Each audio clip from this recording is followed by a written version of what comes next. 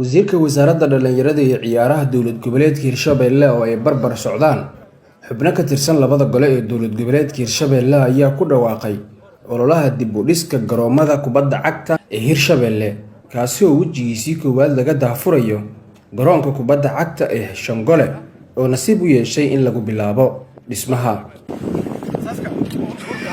wasiirka iyo xubnaha la socday ayaa qiimeyn guud ku sameeyay garoonka iyadoona warbixin ka dhageysteen gudoomiyaha degmada Jowhar iyo injineerkii loo xilsaaray qiimeynta garoonka.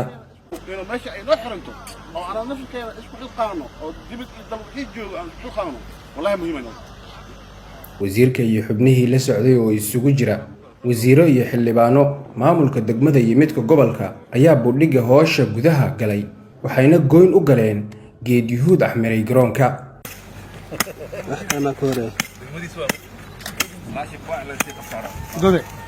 gudoomiyaha xiriirka kubadda cagta degmada Jowhar Cabdullaahi Zey iyo gudoomiyaha xiriirka kubadda cagta Hirshabelle Yuusuf Xamuud Jaras ayaa tilmaamay ahmiyadda dhismaha garoonka.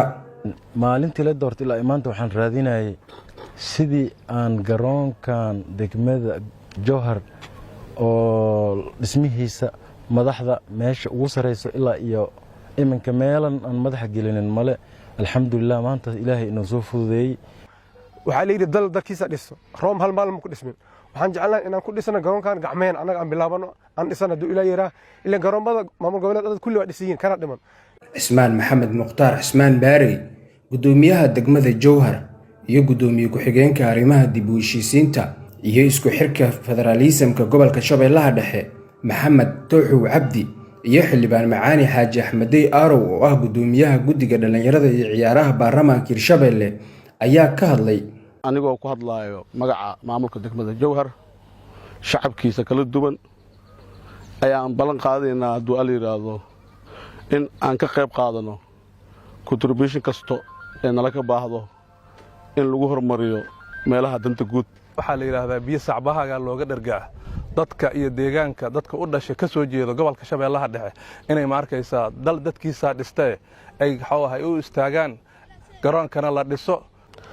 runtii ka guddi ahaan anaga diyaaran u nahay waana ka qayb qaadanaynaa contributionka runtii garoonkan lagu dayactirayo ama garoonkan lagu dhisayo. wasiir ku-xigeenka wasaaradda warfaafinta dowlad goboleedka Hirshabelle ahna kusimaha wasiirka mudane Cabdishakuur Shaasha ayaa ka waramaya ahmiyadda dhismaha garoonkan uu leeyahay waxaana uu baaq u diray madaxda dowladda federaalka iyo bulshada Hirshabelle. sidaad la socotaan garoomada ku yaala maamul goboleedyada intooda badan waxaa xoog ku bixiyay xukuumadihii isaga kala dambeeyay ee dalka soo maray. fursadii ay heleen innaga waqtiga iyo nasiibka noo diiday.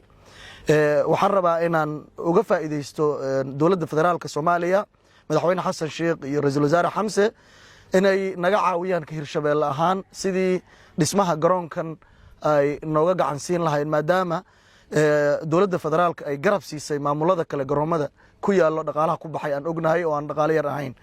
shacabka reer Hirshabelle qurba joogta ah jooga adduunyada inteeda kale ilaahay wax u dhiibayna waxaan leeyahay in Hirshabelle ay wax noqoto inagoo dhan ay dan noo wada tahay aan ka wada qayb qaadano dhismaha garoonkan. wasiirka wasaaradda dhalinyarada iyo ciyaaraha dowlad goboleedka Hirshabelle mudane Maxamed Xuseen Caynte ayaa si rasmi ah ugu dhawaaqay ololaha dib u dhiska garoomada Hirshabelle waxaana baaq u diray dhammaan Hirshabelle.